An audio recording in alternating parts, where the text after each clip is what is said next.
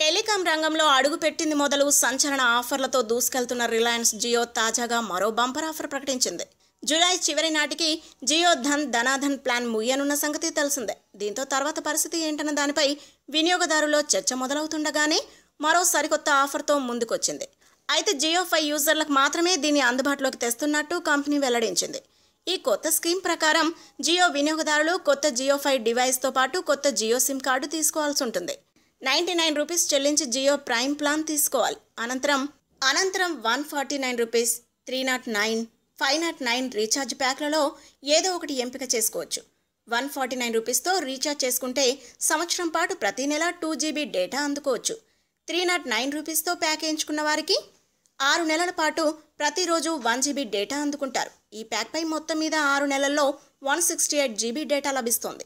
ఇక 509 రూపీస్తో pack recharge చేసుకుంటే రోజుకు 2 GB డేటా చొప్పున 4 నెలల పాటు మొత్తం 224 GB డేటా అందుకోవచ్చు. ప్రస్తుతం జియో ధనాధన్ ఆఫర్ కింద 149 రూపీస్తో 28 రోజుల పాటు 2 GB డేటా, 309 రూపీస్తో రీఛార్జ్తో 3 నెలల పాటు రోజుకు 1 GB డేటా అందుకుంటున్న విషయం తెలిసిందే. ఇక 509 రూపీస్తో రీఛార్జ్తో 3 నెలల్లో రోజుకు 2 GB డేటా చొప్పున 168 GB డేటా లభిస్తుంది.